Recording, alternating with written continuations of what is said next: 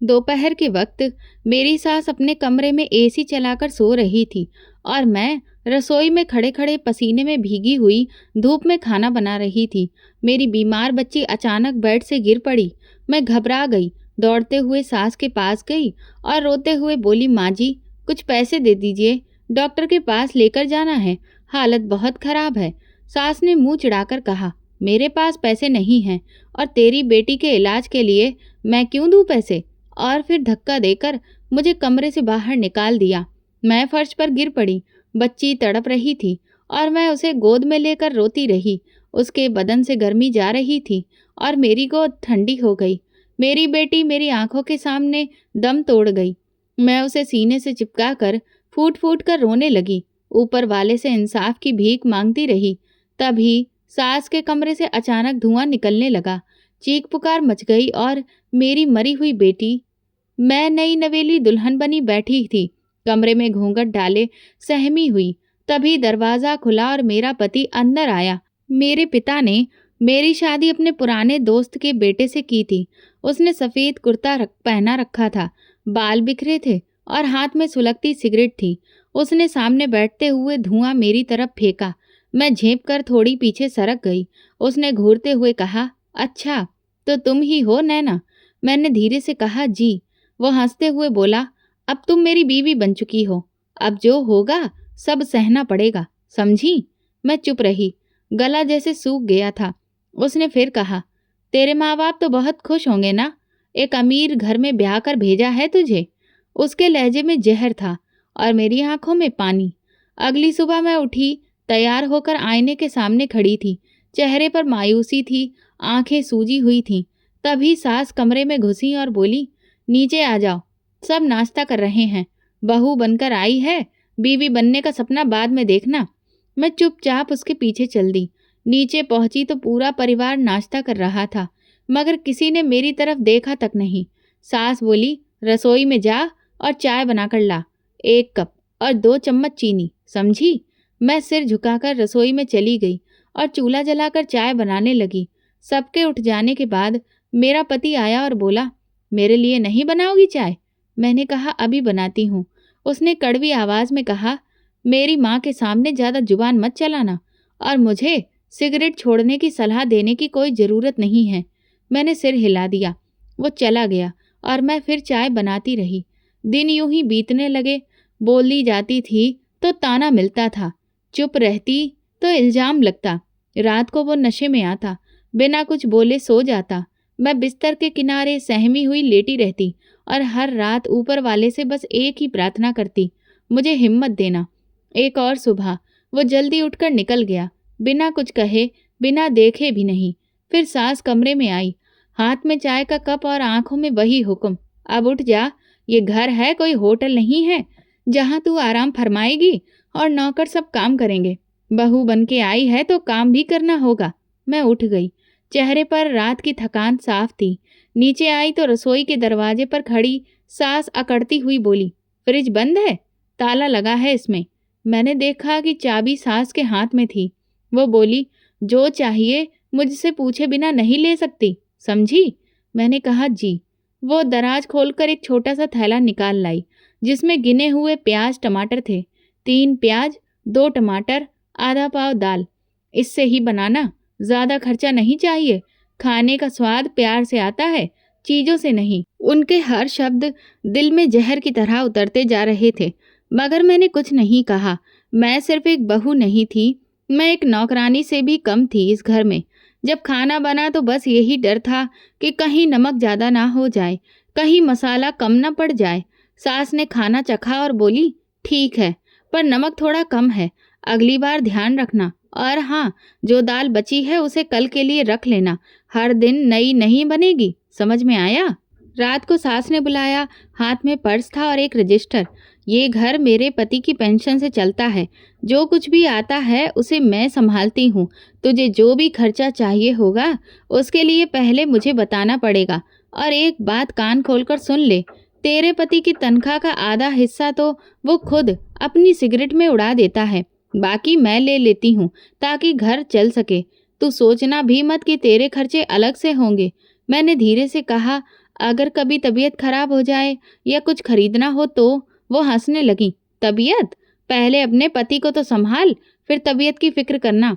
और खरीदारी के सपने तो देखना ही छोड़ दे। यहाँ तेरे बाप का माल नहीं है, समझ में आया? उनका एक एक शब्द मेरे लिए तेजाब के जैसा था, लेकिन मैंने आंखें बंद करके सब सुन लिया। दिल में बस एक दबी हुई प्रार्थना थी कि शायद कभी कुछ बदल जाएगा। अगले दिन जब पति काम पर जाने लगा तो मैंने कहा, अगर आप शाम को आए तो साबुन ले आइए, खत्म हो गया है। उसने बड़ी ही बेरुखी से कहा, मेरे पास पैसे नहीं हैं, अब माँ ही सब रखती है और जो कुछ भी बचता है वो मेरा नशा खा जाता है। मैंने कहा, लेकिन साबुन तो जरूरी है, मुझे कपड़े धोने होते हैं। पर उसने मुझे घूर कर देखा। मैं खामोश हो गई। वो दरवाज़ा बंद करके चला गया और पीछे सन्नाटा रह गया। शाम को जब वो वापस आया तो नशे में डूबा हुआ था, हमेशा की तरह। वो लड़खड़ाता झगड़ता बिना होश के घर आ गया। उस रात मैं चुपचाप अपनी चादर उठाकर कमरे के कोने में लेट गई। आंखों से आंसू निकलने लगे और मैंने चुपचाप उन आंसुओं को अपने अंदर समा लिया। कई दिन हो चुके थे, वॉशिंग पाउडर भी खत्म हो गया था। शाम को जब वो काम से वापस आया तो मैंने हिम्मत करके धीरे से आवाज़ दी, कुछ बात करनी है, अगर आप एक बार सुन लें तो। उसने जूते उतारे, बैग एक तरफ रखा और कठोर लहजे में बोला, हाँ जल्दी बोल, मेरा दिमाग वैसे ही खराब है, बेकार की बातें मत करना मुझसे। मैंने खुद को संभालते हुए कहा, देखिए कपड़े बहुत मैले हो गए हैं, पाउडर भी ख़त्म हो गया है, अगर आप कुछ पैसे दे दें तो मैं पाउडर ले आऊं। ये सुनते ही वो एकदम से रुक गया, जैसे मेरी आवाज़ ने उसे रोक दिया हो। लेकिन अगला लम्हा मेरी आत्मा पर बिजली बनकर गिरा। नैना, हर बार तुम्हें कुछ ना कुछ चाहिए होता है। मैं पत्थर बनी खड़ी रही। मैं तो बस ज़रूरत के लिए कह रही थी। ज़रूरत? तुम्हारी ज़रूरत है तो कभी भी ख़त्म ही नहीं होती। एक हफ्ता पहले भी तुमने कुछ मांगा था, अब क्या हर बार हिसाब दूं मैं तुम्हें? मैंने तो सिर्फ आपसे गुजारिश की थी। गुजारिश? तुम्हें लगता है कि तुम्हारे बाप ने तुम्हें पाल कर हमारे ऊपर एहसान किया है? सुन लो नैना, जो खर्च करता हूँ अपने पैसों का करता हूँ, तुम्हारी तरह नहीं कि दूसरों की कमाई पर जिंदगी जियो। मेरी आंखों से आंसू गिरने लगे। मैंने अपने होंठ कसकर भींच लिए। और हाँ, आइंदा मुझे इन सब बातों में मत घसीटना। मेरे अंदर एक चीज उभरी, लेकिन मैंने उसे अपनी सांसों में दबा लिया। उसने मुड़कर कमरे का दरवाज़ा जोर से बंद किया और बाहर निकल गया। मैं दरवाजे को घूरती रही, जैसे जवाब वहीं पर लिखा हो। अगली सुबह मैं खुद को चूल्हे के सामने खड़ा पाया। हाथों में मेहंदी की बजाय जख्म हो गए थे। मैंने माँ जी से कहा कि साबुन खत्म हो गया है, बर्तन धोने में हाथ बहुत जख्मी हो रहे हैं। उन्होंने मुझे ऊपर से नीचे तक देखा, फिर ठहाका मारकर हंसने लगी। ओहो, बड़ी नाजुक राजकुमारी आई हैं। हमारे जमाने में तो राख से बर्तन धोए जाते थे। तुम्हें तो जैसे हर वक्त बस अपने हाथों की और अपनी चमड़ी की फिक्र ही खत्म नहीं हो पा रही है। मैंने चुपचाप कहा, माँ जी, सिर दर्द हो रहा है, इसीलिए कहा। उन्होंने तेजी से रजिस्टर बंद किया। हाँ हाँ, सबको अपनी तकलीफ नजर आती है, दूसरों का बोझ नहीं दिखता। और सुन, ये घर तेरे बाप का नहीं है कि जो चाहे ले ले। यहाँ एक एक चीज मेरी इजाजत से ही मिलेगी। और सुन, वो किराया जो तुम्हारे बाप की दुकानों से आता है वो भी मेरे हाथ में है। मेरे कानों में सिर्फ वो एक जुमला गूंजता रहा, तुम्हारे बाप की दुकान, जैसे वो जायदाद नहीं मेरा जुर्म थी। उसी दिन शाम को जब वो आंगन में बैठा था, मैं फिर चुपके से गई, हाथों की लकीरें दिखाते हुए कहा, देखिए मेरे हाथों में जख्म हो गए हैं, माँ जी शायद साबुन दे दें अगर आप कहें तो। फिर वही बात, उसने मुझे घूर कर कहा, मैं कुछ भी नहीं मांग रही, बस करो नैना, तुम हर बार कोई ना कोई बहाना लेकर मेरे पास आ जाती हो। तुम्हारी बातें सुन सुनकर मेरा दिमाग पक गया है। मेरा क्या, हर बार माँ से भी सिफारिश करवाऊंगी। मैंने सिर्फ हाथ दिखाए हैं, दर्द हो रहा है बस। हाँ हाँ, तुम तो दर्द का पिटारा बन गई हो ना, हर वक्त दर्द का दिखावा करना। और मैं क्या हूँ तुम्हारे लिए, एटीएम हूँ? मैं कुछ भी नहीं बोली। वो उठा, जेब से सिगरेट निकाली, सुलगाई और सिगरेट का धुआं छोड़ता हुआ कमरे से निकल गया। मैं वहाँ खड़ी रही, दीवार की तरफ देखती हुई, जैसे वो कुछ कहेगी, पर दीवार तो दीवार थी, शांत, बिना भाव की, कठोर। मैंने पानी से हाथ धोए, जख्मों पर पानी लगा तो जलन से आंखों से एक और आंसू निकल आया। आईने में खुद को देखा और फिर नज़र फेर ली। आज मेरी खामोशी भी मुझ पर चिल्ला रही थी, पर इस चीख को सुनने वाला कोई नहीं था। मेरे कपड़े, मेरी पसंद, मेरी सोच, सब कुछ जैसे किसी और की मुट्ठी में था। यहाँ हर दिन एक जैसा होता था, मगर हर दिन थोड़ा और भारी, थोड़ा और जहरीला। क्या पहन रही हो? ये रंग तुम पर अच्छा नहीं लगता। सास की आवाज़ सुबह सुबह मेरी जिंदगी में जहर घोल देती थी। ये कोई मेला लगा है जो तुम हर रोज थोड़ा और सज धज कर तैयार होती हो और अच्छे कपड़े पहनने की कोशिश करती हो? ये तुम्हारे पति के पैसों से है, समझी? तुम्हारे बाप के नहीं। मैंने अपना दुपट्टा ठीक करते हुए चुपचाप दूसरे कमरे में आ गई। मेरे कमरे में सिर्फ एक पुरानी सी अलमारी थी जिसमें मेरे 5 जोड़ी कपड़े थे। उन्हीं को बार बार धोकर मुझे पहनना होता था, बिना प्रेस किए ही। मैं अपने कपड़े पहनती थी, तब भी मुझे बहुत सुनना पड़ता था। कपड़े तो ऐसे पहनती है जैसे कि कहीं की महारानी हो। कामकाज का ध्यान रखो, अपने शौक का नहीं, क्योंकि अब ये वक्त तुम्हारी फरमाइशें पूरी करने का नहीं है। पति कभी कभी आकर एक आधी बात बोलना, कभी मुस्कुरा देता जैसे सब कुछ ठीक हो, और कभी अचानक आंखों में खून उतर आता। एक शाम जब वो ऑफिस से आया, मैंने दरवाज़ा खोला और धीरे से पूछा, आज आप जल्दी आ गए? हाँ, लेकिन सवाल जवाब का कोई मूड नहीं है। उसने 2 टूक जवाब दिया। बस ऐसे ही खुशी हुई आपको देखकर। मैं फिर भी नरमी से बोली। वो अंदर गया, जूते एक तरफ फेंके और बोला, पानी लाओ। मैं पानी ले आई। वो कुछ देर टीवी देखता रहा, फिर एकदम से बोला, आज माँ कह रही थी कि तुमने उनके कहने के बावजूद भी सब्जी में घी ज़्यादा डाल दिया। मैंने चौंक कर कहा, मैंने तो तौल कर ही डाला था। समझदारी और जी हजूरी की ज़रूरत है। मैं खामोश हो गई। सच में आवाज़ नहीं थी, सिर्फ दुख था। कभी रात को जब सब लोग सो जाते तो मैं कमरे के कोने में बैठकर अपनी माँ को याद करती। माँ का वो दुपट्टा जिसे विदाई के वक्त उन्होंने मेरे सिर पर रखा था, मैं आज भी रोज देखती। वही दुपट्टा मेरे आंसू पोंछता था। कभी कभी पति का व्यवहार नरम भी हो जाता। एक रात वो देर से आया, थका हुआ था। खाना बचा है? उसने धीरे से पूछा। जी। मैं गरम कर दूं? नहीं, ऐसे ही दे दो, बहुत थका हुआ हूँ। मैं खामोशी से थाली लगा दी। उसने 2 निवाले खाए, फिर मेरी तरफ देखा। नैना। जी कहिए। कभी कभी लगता है कि तुम बहुत चुप हो, कुछ बोलती क्यों नहीं? मैंने उसके चेहरे को देखा, जहाँ कुछ पलों के लिए नरमी दिख रही थी, फिर सिर झुकाकर कहा, बोलने की इजाज़त कब मिली है जो बोलूं? वो खामोश हो गया। शायद मेरी बात ने उसे कुछ देर के लिए रोक दिया था, लेकिन सिर्फ कुछ लम्हों के लिए। अगली सुबह वही सब, वही किचन, वही गिनती की सब्जियां। सास ने मेरे हाथ से प्याज काटते हुए छुरी ले ली। ज़्यादा बर्बादी मत करना, तेरे बाप के घर से नहीं आया है ये सब। मैं फिर कुछ नहीं बोली। मेरी जुबान पर जैसे ताला लग चुका था। एक रोज फ्रिज खोला तो सास ने देख लिया। किसने कहा था तुझे कि फ्रिज खोलो? कुछ लेने की इजाज़त ली थी? माँ जी, मैं बस अपनी पानी लेना चाहती थी। किचन में रखा है ना, घड़े में, वही पियो। फ्रिज मेहमानों के लिए होता है, तुम्हारे जैसों के लिए नहीं। कमरे में जाकर मैंने पानी का घूंट लिया, फिर खुद को आईने में देखा।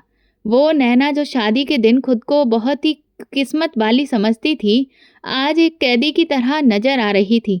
न सपने थे, न अधिकार था। हर दिन किसी और की मर्जी से जीना, और हर रात आंखों के नीचे बढ़ते काले घेरे, मानो मेरी किस्मत बन चुकी है। वो दिन किसी आम दिन के जैसा ही था। मेरे शरीर में कुछ अजीब सा बदलाव महसूस हो रहा था। कमजोरी, चक्कर, भूख न लगना। सास ने ताना मारा, काम से जी चुराती हो? जरा सा झुकने में तुम्हारी सांस चढ़ जाती है। मगर मुझे खुद नहीं पता था कि मेरे अंदर क्या पल रहा है। चुपके से पड़ोस की मौसी के साथ मैं अस्पताल गई, और जब वहां पर मेरा टेस्ट हुआ तो डॉक्टर ने हल्की सी मुस्कुराहट के साथ कहा, बधाई हो, आप माँ बनने वाली हैं। मेरे हाथ कांपने लगे। पहली बार इतने दिनों के बाद मेरी आंखों में खुशी के आंसू आए थे, लेकिन वो आंसू बहुत जल्द खौफ में बदल गए। घर जाकर कमरे में मैं बैठी रही।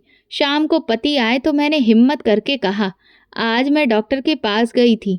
क्यों, सब ठीक तो है? जी। मैं उम्मीद से हूँ। वो कुछ लम्हों के लिए चुप रहे, फिर बोले, तुमने माँ को बताया? नहीं, अभी नहीं, सोचा पहले आपको बताऊं। तो अब बता दो, उन्हें भी इस बारे में खबर होनी चाहिए। ये सुनते ही मेरे दिल की धड़कन तेज हो गई। मैंने धीरे से जाकर सास को खबर दी। माँ जी, डॉक्टर ने कहा है कि मैं प्रेग्नेंट हूँ। सास की आंखों में एक चमक आई, जैसे कोई सपना जाग गया हो। अच्छा है, भगवान का शुक्र है, अब कम से कम कोई तो खुशी का वक्त आएगा। लेकिन ये याद रखो, ये खुशी तभी पूरी होगी जब तुम पोता पैदा करोगी। मैं चुप रही।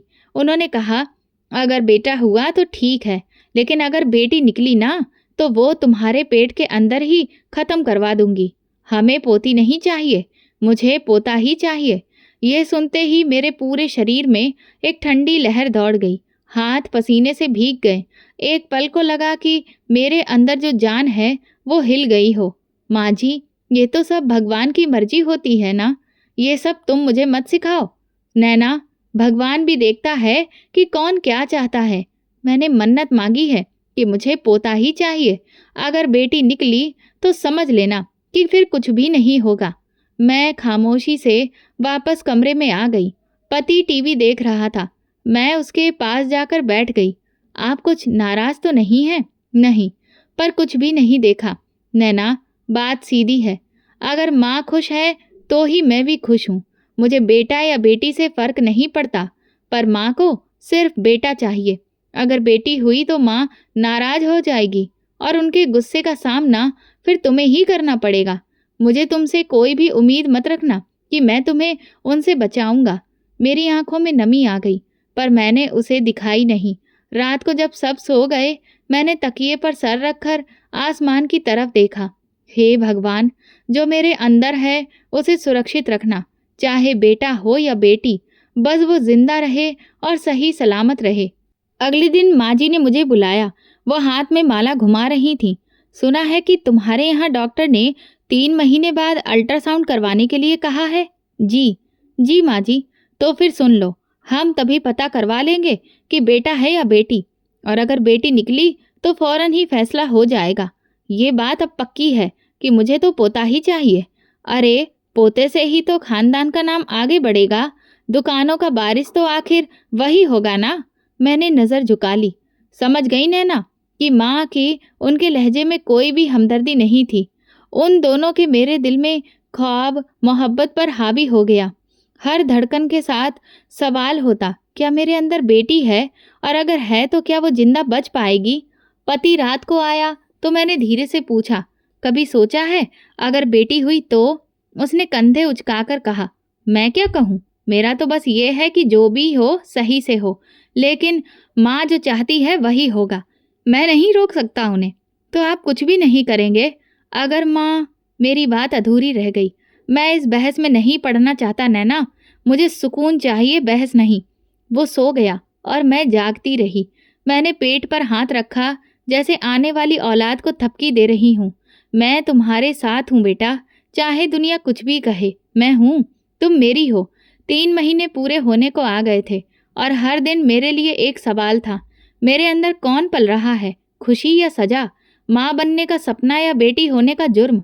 आज वो दिन आ गया था जिसका इंतज़ार मुझे ख्वाब किसके साथ था। अल्ट्रासाउंड के दिन सास ने मुझे खुद अस्पताल ले जाने का फैसला किया। अस्पताल पहुंचे तो डॉक्टर से पहली मुलाकात हुई। एक ठीक ठाक उम्र की गंभीर चेहरे वाली औरत, जो अपने पराये से ज़्यादा शायद कुछ और भी जानती थी। सास ने दरवाजे के अंदर कदम रखते ही कहा, डॉक्टर साहिबा, हमें साफ साफ बता दीजिए कि बेटा है या बेटी, और अगर बेटी हो तो प्लीज़ कुछ छुपाइएगा मत। डॉक्टर हैरत से उनकी तरफ देखने लगी। ये सब जानने की कानून इजाज़त नहीं देता है कि हम किसी को भी लड़का या लड़की है ये बताएं। अभी वक्त नहीं आया है। सास झुंझलाकर बोली, वक्त की बात छोड़ दीजिए, हमें सिर्फ ये सुनना है कि बेटा है, और अगर बेटी है तो फिर हम अपना रास्ता खुद ही चुन लेंगे। मेरा दिल जैसे बुरी तरह से घबरा गया।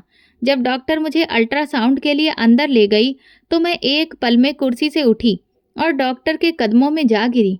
मेरी आंखों से लगातार आंसू बह रहे थे। डॉक्टर मैडम, आपको भगवान की कसम है, अगर बेटी है तो फिर प्लीज़ मेरी सास को कुछ भी मत बताइएगा, वो उसे ख़त्म करवा देंगी। मुझे कुछ भी करके अपनी बेटी को हर हाल में बचाना है।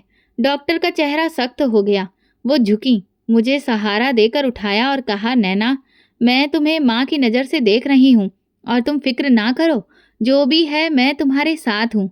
मैं हिचकियों के बीच सिर हिलाया। सास ने सामने बैठकर सवालिया नज़रों से देखा। क्या हुआ, सब ठीक है ना? डॉक्टर ने खामोशी से एक सांस ली, फिर मुस्कुराकर कहा, बधाई हो, बेटा है, सब कुछ बिल्कुल ठीक है। सास के चेहरे पर खुशी की लहर दौड़ गई। वो उनकी आवाज़ में बोली, देखा, मैं ना कहती थी कि मेरा पोता ही आएगा। चलो, खुशी की बात है, कम से कम इज्जत बच गई। डॉक्टर ने मेरी तरफ देखा और मैंने नज़रें झुका ली। मेरी आंखों में सुकून था, पर दिल अभी भी कांप रहा था। घर वापसी पर सास बार बार मुझे तरह तरह की हिदायतें दे रही थी। अब से ज़्यादा ध्यान रखना, मेरा पोता है, इसे कुछ भी नहीं होना चाहिए। दूध वक्त पर पीना और दवा तो बिल्कुल भी नहीं भूलना। मैं हर बात पर जी कहती गई।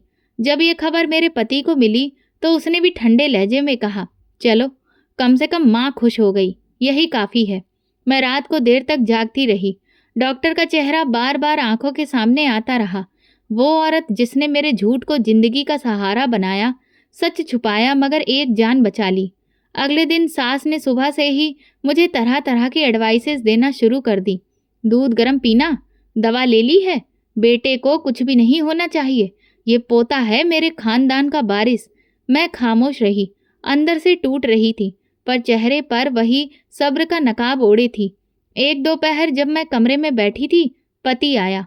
उसने एक नज़र मेरी तरफ देखा और बोला, अब तो तुम्हें खुश होना चाहिए, माँ भी तुमसे खुश हो गई है। मैंने कहा, आप खुश हैं? खुश और सुकून चाहिए तो होता है, जो माँ के खुश होने से आता है। मैंने नज़र फेर ली। मैं हर धड़कन के साथ प्रार्थना करती कि वो दिन कभी ना आए जब सच मेरे घर की दहलीज पर आकर सवाल करे। सच जो मेरी बच्ची को मुझसे छीन सकता था, और वो झूठ जिसने एक जान को बचा लिया था। 9 महीने गुजर चुके थे। हर दिन एक सवाल, हर रात एक प्रार्थना। मेरी हर सांस के साथ बेटी की जिंदगी बंधी हुई थी। मैं उसे दिल ही दिल में रोशनी कहती थी, मेरा छोटा सा सपना जो अभी पूरी दुनिया से छुपा हुआ था, लेकिन वो मेरे दिल में रोशन था। वो रात जब दर्द शुरू हुआ तो सास का लहजा भी कांटों जैसा हो गया। याद रखना नैना, पोता ही होना चाहिए, वरना तुम्हारी शक्ल भी नहीं देखूंगी। हमारे खानदान में बेटियों की कोई जगह नहीं है। मैं चुप रही, बस पेट पर हाथ रख के दर्द के साथ वो बातें भी सह रही थी। अस्पताल पहुंचने पर मैं बेड पर लेट गई। पति बाहर इंतजार कर रहा था। सास बार बार नर्सों से सवाल करती रही, पता चला, बेटा है ना? लेबर रूम में जब मेरी चीखें और तेज हो गईं, मेरे दिल की धड़कन उस लम्हे बस यही कह रही थी, हे भगवान, मेरी बच्ची को सुरक्षित रखना, वो तुम्हारा दिया हुआ ही आशीर्वाद है। और फिर एक चमत्कार हुआ। एक नन्ही सी जान की आवाज़ गूंजी। मेरी आंखें धुंधला गईं, मगर मैं समझ गई कि वो आ गई है, मेरी बेटी, मेरी रोशनी। डॉक्टर ने बच्ची को मेरे सीने पर रखा। मैंने उसे छुआ, चूम लिया। आंसू टपकने लगे, पर इस बार वो आंसू खौफ के नहीं थे, माँ बनने के एक संपूर्ण एहसास के थे। कुछ देर के बाद जब कमरे में सास दाखिल हुई तो उनके चेहरे पर बेचैनी साफ लिखी थी। बेटा हुआ है ना? जल्दी बताओ। नर्स ने सर झुकाकर धीरे से कहा, बेटी हुई है। सास की आवाज़ कानों में बिजली बनकर टूटी। झूठ बोलकर बेटी पैदा कर ली? डॉक्टर ने तो कहा था कि बेटा है। मैंने आंखें बंद कर ली, जैसे सच्चाई से बचने की कोशिश कर रही हूँ। ये सब तुम्हारी साजिश थी ना नैना? तुमने हम लोगों को धोखा दिया, ये तुमने जानबूझकर किया। मैंने कुछ नहीं किया माँ जी, सब भगवान की मर्जी है। बंद करो ये बकवास बातें। मुझे पोती नहीं चाहिए थी। तुमने झूठ बोलकर मेरे साथ खेल खेला है। उसी पल पति अंदर आया। उसने सास की आवाज़ सुनी और बच्ची को मेरी गोद से उठाया। उसने बेटी को ध्यान से देखा, छोटे छोटे हाथ, मासूम सा चेहरा और उसकी नरम सांसें। एक लम्हे को उसके चेहरे पर हैरत और नमी दोनों एक साथ छा गई। कितनी छोटी है, कितनी मासूम। सास गुस्से से बोली, इसे गोद में लेने से ये बेटा नहीं बन जाएगा। तुम्हें धोखा दिया है इस लड़की ने। वो खामोश रहा। बच्ची को वापस मेरी गोद में रखा और धीरे से बोला, माँ, अब जो हो गया है वो हो गया। अब बिना बात शोर मचाने का क्या फ़ायदा? तो अब तुम भी इसकी तरफदारी करोगे? नहीं माँ, मैं सिर्फ थक गया हूँ। बहस से, चीखने चिल्लाने से। सास गुस्से से पीछे हट गई। बस देखते जाओ नैना, ये बेटी तुम्हें कितनी महंगी पड़ेगी। तुमने मेरे सपने को छीना है। मैंने अपनी बेटी को अपने पास किया, उसके माथे पर हाथ फेरा। मेरी रोशनी, तुम सपना नहीं हकीकत हो, तुम मेरी जिंदगी हो। उसी दिन अस्पताल के बिस्तर पर मैंने सीख लिया कि जन्म देना सिर्फ शरीर की परीक्षा नहीं होती, ये दिल का भी इम्तिहान होता है। वापसी पर जब हम घर पहुंचे तो सास ने दरवाजे पर कोई स्वागत नहीं किया। ये बच्ची यहाँ रहेगी, लेकिन मेरी नज़र से दूर। मैंने जो सुना है वही माना था। झूठ बर्दाश्त नहीं होता मुझे। सास ने गुस्से में कहा। पति ने बच्ची को गोद में लिया और बस इतना कहा, मैं कमरे में हूँ। मैं चुपचाप उसके पीछे जल्दी कमरे में दाखिल होकर बेटी को बिस्तर पर रखा और खुद कुर्सी पर बैठ गई। पति ने एक नज़र मेरी तरफ देखा। तुमने डॉक्टर से झूठ बुलवाया? मैंने धीरे से कहा। हाँ। क्यों? क्योंकि अगर सच बता देती तो ये बच्ची आज इस दुनिया में नहीं होती। आपकी माँ इसे ख़त्म करवा देती। वो कुछ नहीं बोला, खिड़की की तरफ देखने लगा। मैंने जो किया सिर्फ अपनी बेटी के लिए किया, वो मेरी जिम्मेदारी है। उस वक्त कमरे में खामोशी छा गई। बेटी की धीमी सांस सुनाई दे रही थी। बाहर से सास की गुनगुनाहट आ रही थी, जैसे वो अब बेहोश होने का नाटक कर रही हो। रात को जब सब सो गए, मैं बेटी को सीने से लगाए बैठी रही। उसका नन्हा हाथ मेरी उंगली पर पड़ा हुआ था, जैसे वो जान गई हो कि दुनिया की दुश्मनी से बचने के लिए माँ ही काफ़ी है। बच्ची को गोद में लिए कई रातें बीत चुकी थीं, मगर नींद मेरी आंखों से रूठ गई थी। रोशनी 3 हफ्ते की हो चुकी थी। नन्हे से हाथ, नरम सा एहसास। हर बार जब मुझे देखती तो मेरे अंदर कुछ टूटने लगता था, लेकिन अब वो बार बार रोने लगती थी। पेट में दर्द, चिल्लाना, तड़पना। सास की बातें वैसी की वैसी ही थीं, बल्कि और ज़्यादा कड़वी हो गई थीं। मैंने रोशनी के दूध के डिब्बे के लिए 70 रुपए मांगे। दूध क्यों नहीं पिलाती इसे? घर का है, फ्री है। हमारे ज़माने में तो यही पीते थे सब बच्चे। मैंने धीरे से कहा, माँ जी, शायद रोशनी को मेरा दूध पच नहीं रहा है। वो पीती है, मगर फिर वो फ़ौरन ही पलट देती है। वो रोती रहती है। डॉक्टर ने कहा था कि कुछ बच्चों को बाहर का दूध ही देना पड़ता है। देख लेना, कान खोलकर सुन ले। अगर ये पोता होता ना तो रोज़ 1000 रुपये खर्च कर देती, लेकिन ये तो बोझ है। अब इसके नखरे नहीं देखूंगी। बाहर का दूध तो बहुत दूर की चीज़ है जो रोज़ रोज़ बाजार जाया जाए। मैं सिर्फ अपनी बेटी के लिए मांग रही हूँ माँ जी, बस। तुम्हारी ज़ुबान दिन ब दिन बहुत लंबी होती जा रही है। याद रखो, मैं अभी जिंदा हूँ और मेरे होते हुए तुम अपने फैसले नहीं चला सकती। अगर कुछ चाहिए तो अपने मायके से मंगवा लो। मैंने नज़र झुका ली। दिल चाहा कुछ कहूँ, मगर जुबान पर ताला पड़ चुका था। उसी रात रोशनी बहुत रोई। मैं उसे सीने से लगाए हुई चुप करा रही थी। वो फिर भी तड़पती हुई रोती रही। पेट पर हाथ रखती तो लगता कि अंदर आग जल रही हो। उसकी सिसकियाँ कमरे में गूंजती रहीं और मेरा दिल जैसे हर पल खून के आंसू रो रहा हो। पति से बात की, वो अखबार पढ़ रहा था। रोशनी को दूध हजम नहीं हो रहा। अगर आप थोड़े पैसे दे दें तो मैं बाहर से ले आऊं। उसने बिना मेरी तरफ देखे कहा, माँ के पास हैं पैसे, मुझसे क्यों मांग रही हो? मैं माँ जी से बात की थी, उन्होंने साफ मना कर दिया है। कह रही है कि अगर पोता होता तो पैसे देती। अब बताइए मैं क्या करूं? पति बोला। तो क्या मैं उनसे लड़ूं? तुम्हें मैंने पहले ही समझाया है, माँ जो कहती है वही होता है। मुझे कुछ मत कहना, मैं कुछ भी नहीं कर सकता। यह आपकी भी बेटी है, सिर्फ मेरी नहीं। मैंने कहा ना, माँ से बात करो, मुझे इन सब बातों में मत घसीटो। वो उठकर चला गया, जैसे रोशनी की चीखें उसके कानों तक पहुंच ही नहीं रही हो। रात को रोशनी की हालत और बिगड़ गई और वो लगातार रो रही थी। आंखें लाल हो रही थी, चेहरा पसीने से भीगा। मैं सास के कमरे का दरवाज़ा खटखटाया। माँ जी प्लीज़ थोड़े से पैसे दे दीजिए, दूध लाना है, बच्ची की हालत बहुत ख़राब हो रही है। अंदर से आवाज़ आई, रात के इस वक्त मुझे जगाने आई हो? क्या हो गया है इस रोने की मशीन को? प्लीज़ सिर्फ आज दे दीजिए, मैं सुबह वापस कर दूंगी। दरवाज़ा खुला। सास ने गुस्से से कहा, नैना तुमने हद कर दी है। ये कोई राजकुमारी है? रो रही है तो रोने दो। पोता पैदा करती ना तब देखती कि तू क्या मांगती और मैं सब कुछ बिना मांगे ही दे देती। चली जा यहाँ से, मेरा वक्त बर्बाद मत कर। उसके बाद दरवाजा जोर से बंद हो गया और मैं पत्थर बनी खड़ी रही। रोशनी कराहों के साथ मेरे हाथों में जोर पकड़ती जा रही थी। अगली सुबह मैंने हिम्मत की, पति से दोबारा बात की। अगर पैसे नहीं दे सकते तो कम से कम खुद ही दूध ले आओ। मैं हर बार सास के आगे हाथ नहीं फैला सकती। रोशनी की तबीयत रोज बिगड़ रही है। उसने कड़वी नजरों से कहा, तुम मुझे मजबूर कर रही हो कि मैं माँ से छुपाकर कुछ करूं। अगर छुपाकर करना पड़े तो कीजिए, बच्ची की जान का सवाल है। उसने सर झटका। तुम अपनी बातें खुद संभालो, मुझे इसमें नहीं पड़ना। मेरे लिए जैसे हर दरवाजा बंद होता जा रहा था। उसी रात नैना को हल्का बुखार भी हो गया। उसकी आंखें भारी, शरीर ठंडा होने लगा। वो बार बार करवटें बदलती, हाथ पांव मारते मारते थक जाती। मैं एक बार फिर सास के सामने हाथ जोड़कर खड़ी थी। आपको भगवान का वास्ता सिर्फ 200 रुपये दे दीजिए, बच्ची बहुत बीमार है, मैं खुद दूध ले आऊंगी। तुम्हें शर्म नहीं आती? एक बेटी के लिए यूं रो रही हो जैसे कोई खजाना लुटा दिया हो। क्या दुनिया में बेटियां इतनी जरूरी हो गई हैं? माँ की वो बहुत तकलीफ में है और मैं थकी हुई हूँ। रोज रोज यही ड्रामा सुनने के लिए मैं नहीं बैठ सकती अब सामने। हार कर मैं अपनी बच्ची को उठाकर वापस कमरे में आ गई। वो अब रो रो कर थक चुकी थी। बस उसकी सिसकियाँ थीं, सांस धीमी, आंखों में दर्द। मेरी नींद, मेरा सब्र, सब कुछ छिन चुका था। सिर्फ एक माँ बची थी जो अपनी बच्ची के साथ जाग रही थी।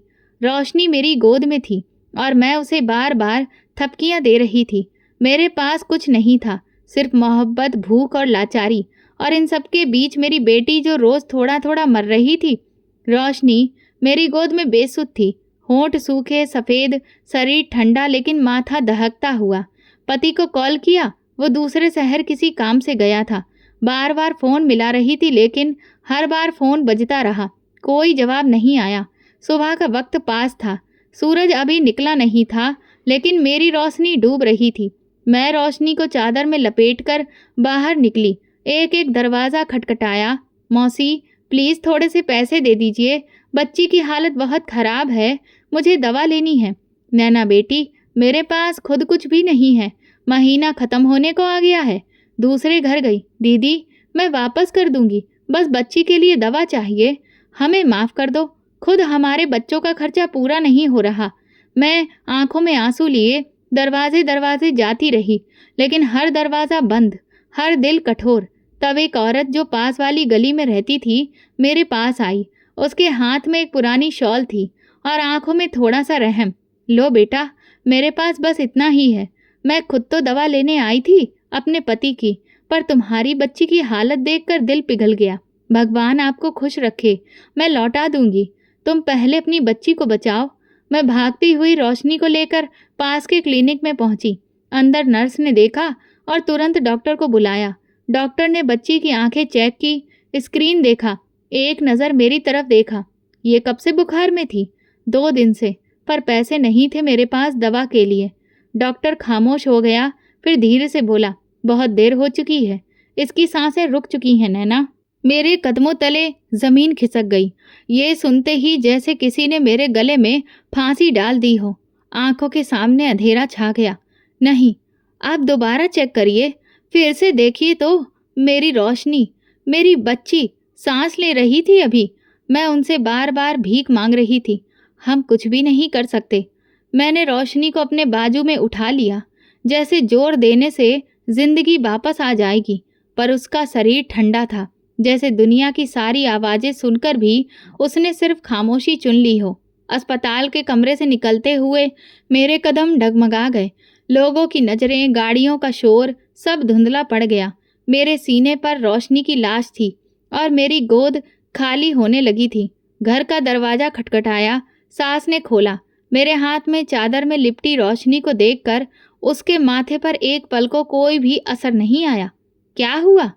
रोशनी मर गई। हाँ, आपकी पोती जो पैदा होते ही बोझ ठहरा दी गई, आज दुनिया छोड़ गई। सास ने पलकें भी नहीं झपकाईं, बस दरवाज़ा छोड़कर पीछे हट गई। मैं रोशनी को लेकर कमरे में आई, बिस्तर पर उसे रखा। उसका चेहरा सुकून में था, जैसे वो अपने दर्द से आज़ाद हो गई हो। मैं उसके पास बैठी रही, उसे गोद में लिए थपकी देती रही, जैसे अब भी उसे सुलाना हो। इसी वक्त पति घर आया, थका हुआ, चेहरे पर मुस्कुराहट। कैसी है रोशनी? मैंने सर उठाया, आंखों से आंसू बहने लगे। रोशनी चली गई। ये सुनते ही वो ठिठक गया, फिर आगे बढ़ा, बच्ची को उठाया और चीख मारकर रोने लगा। नहीं, मेरी बेटी नहीं जा सकती। नैना, तुमने मुझे क्यों नहीं बताया? मैंने आपको कई बार फ़ोन किया था, लेकिन तुमने फ़ोन नहीं उठाया। मैं दरवाजे दरवाजे गई, किसी ने मदद नहीं की। मैं अकेली थी, बस मेरे साथ रोशनी थी। वो रोती रही, मैं रोती रही, और बीच में वो बच्ची जो इस दुनिया के जालिम मौसम में कुछ हफ्ते भी ना जी सकी। सारे मेरे अंदर सब कुछ टूट चुका था, लेकिन जुबान पर खामोशी थी। दिल में जैसे कोई तूफान उबल रहा था। सास दरवाजे पर खड़ी थी, उसका चेहरा सपाट, जैसे कुछ हुआ ही नहीं हो। मैं उठी, चादर को जरा सा और ठीक किया, रोशनी के माथे को चूमा और दरवाजे की तरफ कदम बढ़ाए। आंगन में जाकर आसमान की तरफ देखा। पहली बार इतने दिनों के बाद मैंने अपनी गर्दन सीधी की, आंखों को आसमान से मिलाया। भगवान! मेरी आवाज़ हल्की थी, मगर आंसुओं से भीगी हुई थी। ये बच्ची तुम्हारी ही दी हुई थी ना? तुमने ही तो कहा था कि बेटियां आशीर्वाद होती हैं। मैंने तुम्हारे आशीर्वाद को बचाया, उसे सीने से लगाया, पर तुमने उसे मुझसे छीन लिया। मेरे आंसू रुक नहीं रहे थे। मैं तरबतर कहाँ पर फिरती रही थी, लेकिन शब्द रुकने का नाम नहीं ले रहे थे। अगर तुम मुझे मेरी बच्ची वापस नहीं दे सकते, तो कम से कम इंसाफ तो कर दो। वो जो दिन रात मेरे बच्ची को मनहूस कहती रही, वो जो मुझे बोझ समझती रही, जिसने रोशनी को दूध के पैसे तक नहीं दिए, उसका हिसाब अब तुम करोगे। मेरी बच्ची तड़प तड़प कर मर गई। मैं दरवाजे दरवाजे घूमती रही और वो दरवाज़ा बंद करके सो गई। हे भगवान! अगर तुम देख रहे हो तो जवाब दो, या फिर खामोश रहकर मुझे भी मार डालो। मेरे शब्द खत्म हुए, पर दिल में आग और बढ़ गई। मन में खामोशी छा गई। सिर्फ पीछे मेरी सिसकियां ही बाकी रह गईं कि तभी इतने में अंदर से सास की चीखने की आवाज़ आई। अरे! मेरे हाथ, मेरे पाँव! हे भगवान! ये क्या हो रहा है? मैं अचानक से चौंक गई और दौड़ी। पति भी उठकर आए। हम दोनों अंदर गए। सास फर्श पर गिरी हुई थी, उनके हाथ अकड़े हुए, मुंह टेढ़ा और आंखें खुली थीं, लेकिन जुबान से कुछ भी अब साफ नहीं निकल रहा था। माँ, आपको क्या हो गया?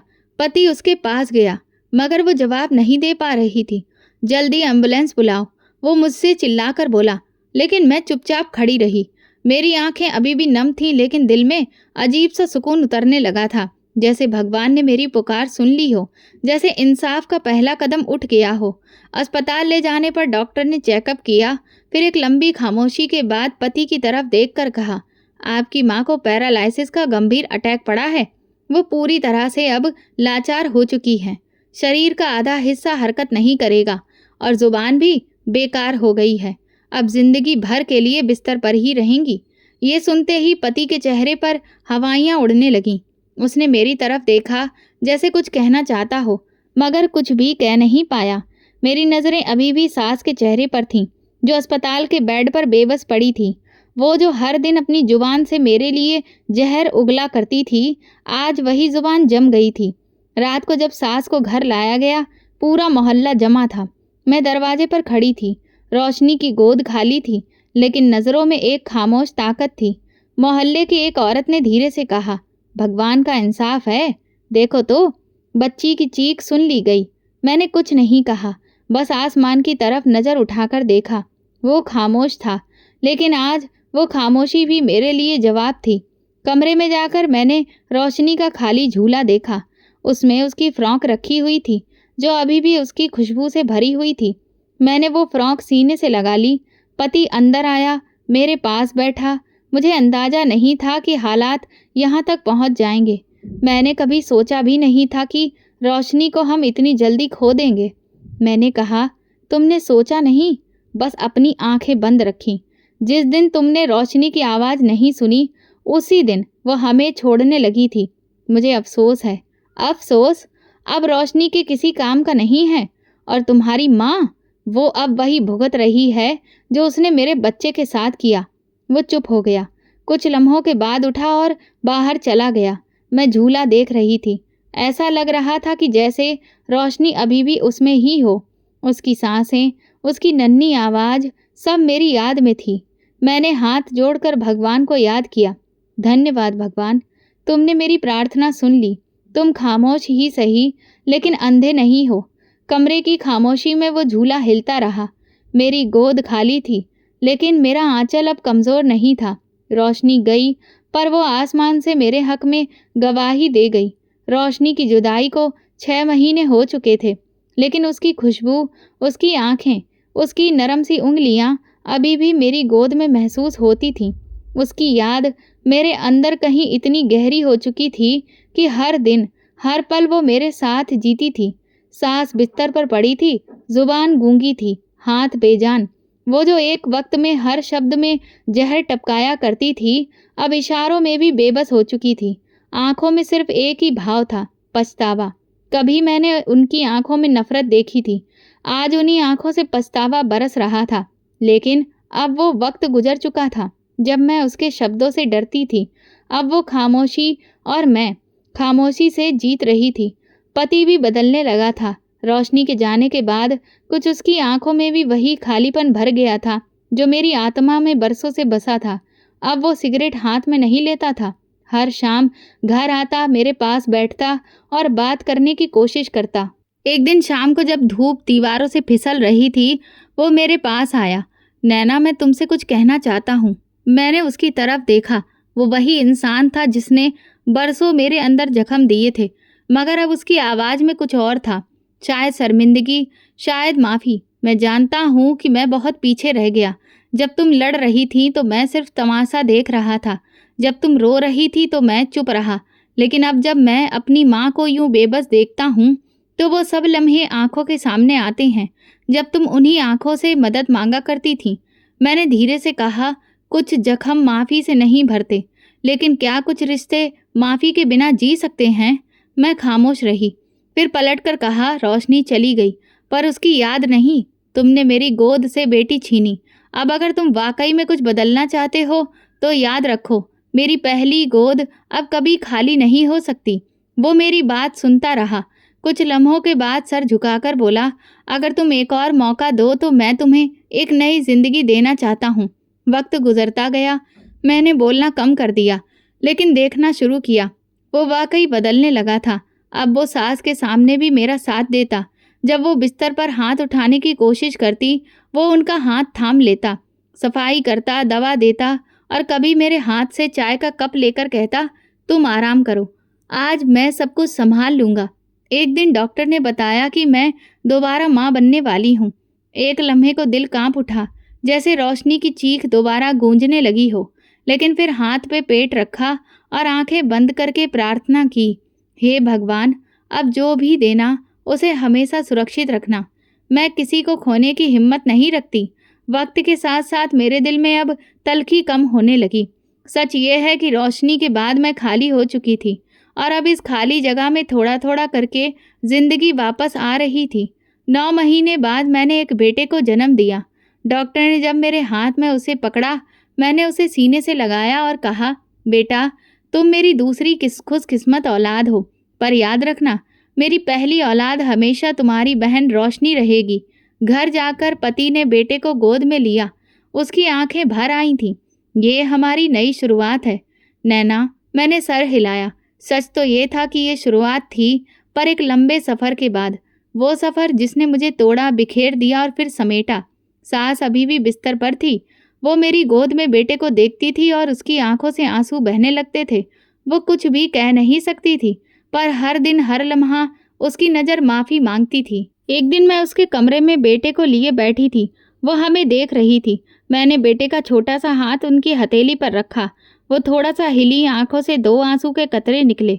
मैंने धीरे से कहा, देखो माँ जी, बेटा आ गया है, लेकिन जिसको आपने जीने नहीं दिया वो बेटी, वो मेरी दुनिया थी। उस दिन मैंने महसूस किया उसकी खामोशी चीख रही है। शायद वो कहना चाहती थी, मुझे माफ़ कर दो, और शायद मैं सुन भी रही थी। कमरे से बाहर आकर मैं आसमान की तरफ देखने लगी। वही आसमान जिसकी गवाही पर मेरे भगवान ने मुझे जीत दी थी। मेरे बेटे की मुस्कुराहट, मेरे पति का बदलता हुआ व्यवहार, मेरी गोद की रौनक, सब कुछ वापस आ रहा था। मगर मेरी पहली जीत वो रोशनी थी, और मेरा खामोश लम्हा रोशनी के बाद सब कुछ बदल गया। मगर उस बदलाव की कीमत वो थी जो किसी माँ को कभी अदा नहीं करनी चाहिए।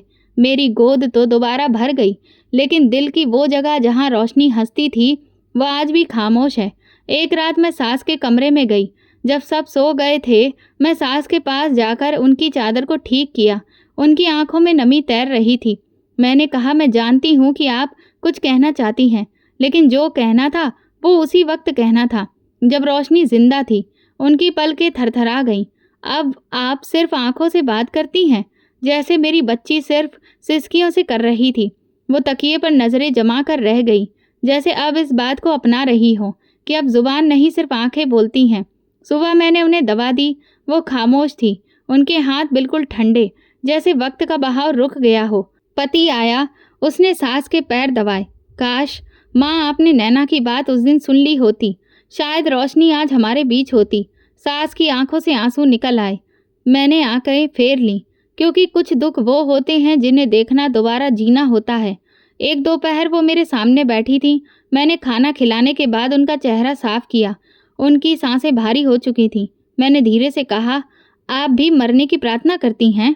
उनकी पलकें एक बार तेजी से झपकी, जैसे हाँ कहना चाहती हों। पर मौत भी अब शायद आपसे रूठ चुकी है, क्योंकि वो तो आप पर उपकार हो जाएगा, और आपने जो किया है वो तो जुल्म था। अब हर दिन हर लम्हा वो सजा है जो आपको खुद चुननी पड़ी। मैंने उनके हाथ पर थाम कर कहा, रोशनी ने आपको माफ़ कर दिया होता। वो तो बहुत छोटी थी, बस रोती थी, चुप हो जाती थी। पर मैं क्या कहूँ? मैं हमेशा याद रखूंगी कि बेटियां आशीर्वाद हैं, कोई मुश्किल नहीं। कमरे में खामोशी थी, सिर्फ पंखे की आवाज़ उठ रही थी।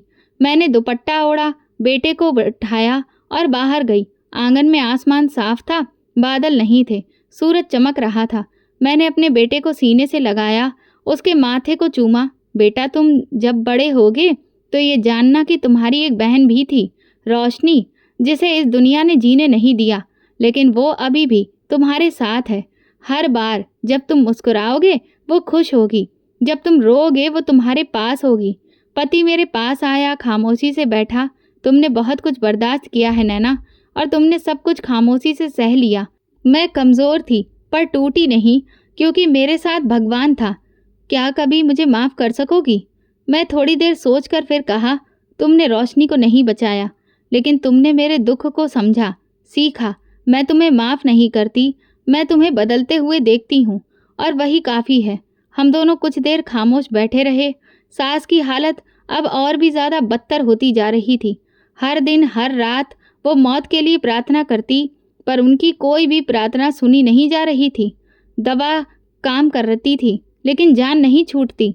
मोहल्ले वाले कहते ये भगवान की लाठी का असर है, ये एक बेटी को मारने की सज़ा है। मैं कुछ नहीं कहती, सिर्फ सुनती हूँ।